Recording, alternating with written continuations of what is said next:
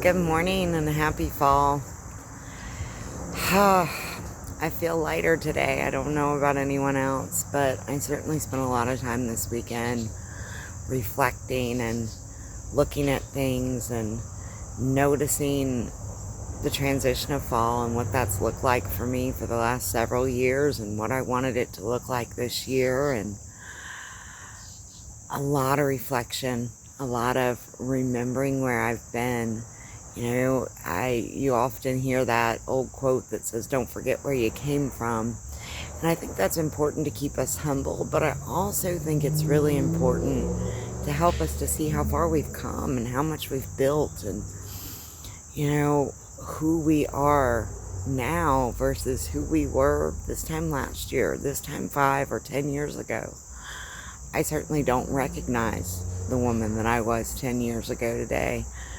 I can't imagine having to be in her shoes again, the struggles that she faced and the things that I have been able to overcome since then. It's fascinating, it's awe-inspiring, it's empowering. And when we forget to look at those things, we forget. We forget how powerful we are. We forget what we've overcome. We forget to use our tools. We forget. And we forget so easily in a world that never slows down. I have been absolutely just in awe of the simple things that I had forgotten that are really game changers. Things that are so simple. Taking a moment to breathe, taking a walk, being grateful, connecting, listening to the birds sing, sitting in the quiet, noticing when you're stressed out, meeting your daily needs. Are you getting enough rest? Are you drinking enough water? Are you eating enough?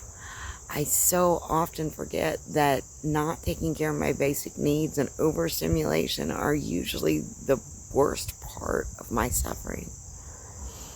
How am I investing? How am I spending my energy? It's looking at how much do I have to spend and where am I spending it? And am I happy with my investment? And if I'm not, how do I begin to invest differently?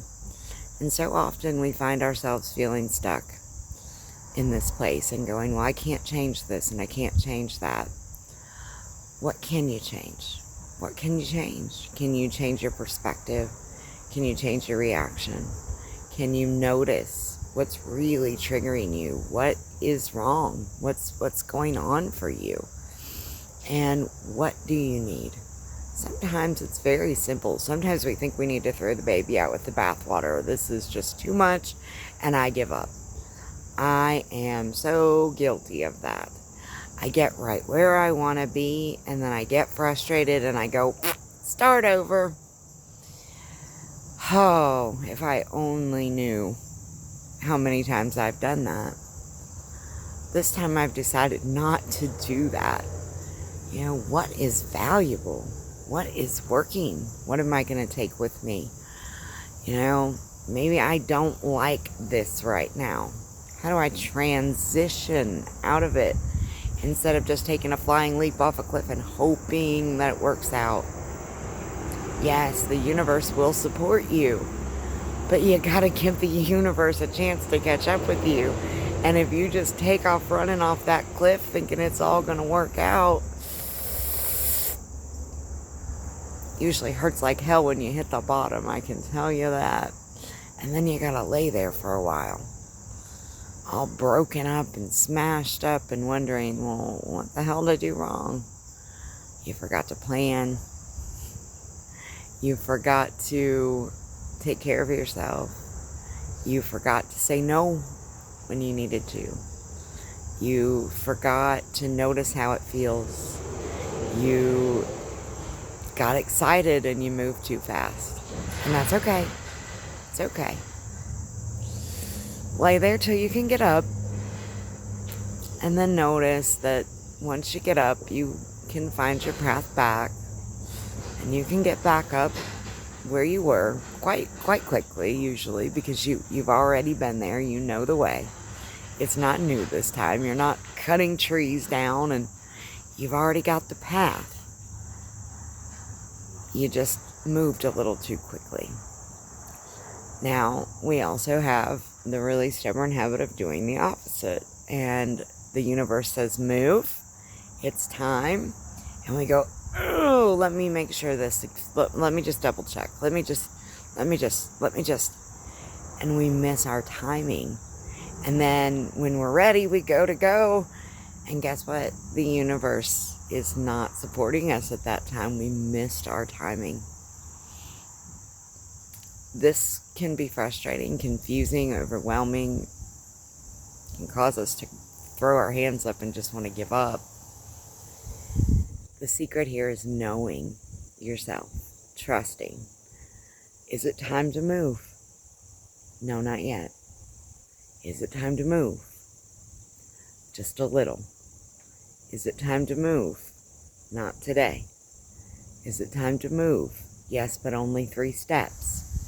Is it time to move? Yes, but not in the direction that you thought. You're going to have to go left instead of right today.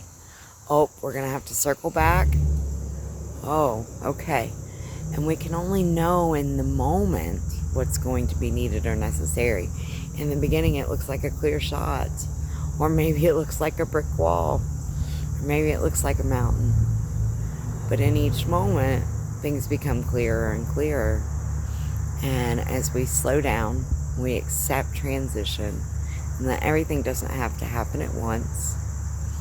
If we notice when we're being asked to move and we don't dig our heels in, we won't have to take off running at the last minute and hope it all works out. Slowly, gently, notice. And if you're not sure what to do, stop. Now, I interpreted that as let it go. Don't think about it anymore. Just trust that it's going to work out. No, stop. Listen. What is the signal? What is the true signal? Is the signal saying not yet? This timing would be better? Is the signal saying I'm scared to fucking death and I don't want to move? If that's the signal, then the question is, what am I so scared of? And can I walk myself through that fear? Can I reassure myself? Do I have the tools that I need to reassure me there's nothing to be afraid of? Can I take the time to consider that maybe I don't know what to do right now, but if I take 30 minutes to sit with it, it might become clearer. This is one of those very tricky things because we want to overthink, we want to underthink, we want to overreact, we want to underreact. We're looking for the center. How do we get good at finding the center? Well, in this beautiful season of balance, we begin to look for it. And when we find it, we make a big deal. I found it. I have hit gold. This is what I've been looking for. This begins to reprogram the brain. The brain goes, holy shit, the thing I was looking for, I actually found it. Look, there it is. And then guess what the brain does? It goes out and it starts looking for things that are more in balance. And the more we do this, the more we practice, the more natural it becomes, the more we find ourselves going, time to move now. And we're able to hear our cues. Practice brings confidence. Confidence brings the ability to see past the fear. And when the fear is gone, clarity arrives and we know what to do. The hardest part is sitting with the fear and the discomfort, and that's something that I've been practicing for several weeks and really many years, but very focused on for the last several weeks. And I continue to notice and build on that, and I encourage you to do the same. I hope that you can embrace this fall season, embrace the balance of it, bring balance into your life. Notice how you're living in the extremes. One of the concepts I've really been exploring and beginning to finally sort of get some mental focus on is being in the darkness. You can't see. It's dark. And you're confused.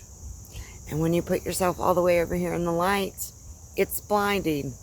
And you can't see. And you're confused. And if you jump from the dark to the light, God forbid, it's going to take a while for your eyes to adjust, and vice versa. So what if we are not beings of extreme? That is not what we are looking for. But instead we are beings of balance. In the shade, which is not the darkness nor the light, it's not too bright and it's not too dark. And when we move to the edge of the shade on the side of the darkness, we can gently look in and begin to get a lay of the land. And the same is true in the light.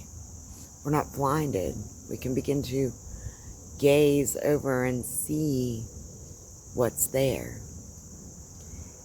And what we know about the darkness and the light is that they're always moving. And so if we're gentle, eventually we're going to come to a place where the shade moves with us all the way around. And so I encourage you to think about how that works. 365 days, 4 seasons, 2 of balance, 2 of extreme. You're always moving toward the balance. It's being able to keep yourself in a more balanced place when you're experiencing the extremes. It's knowing that balance is always present, even in those seasons of extreme. There's always a shade tree or a lighthouse. There's always something guiding you if you find yourself blinded by the light or lost in the darkness. But wouldn't it be much better if you could maintain a consistent, steady movement in this place where you can see clearly and you can gently gaze into the extremes? I encourage you to find your balance. Don't search for it. Don't hope it shows up. Simply reach for the next thing that's in front of you that makes sense.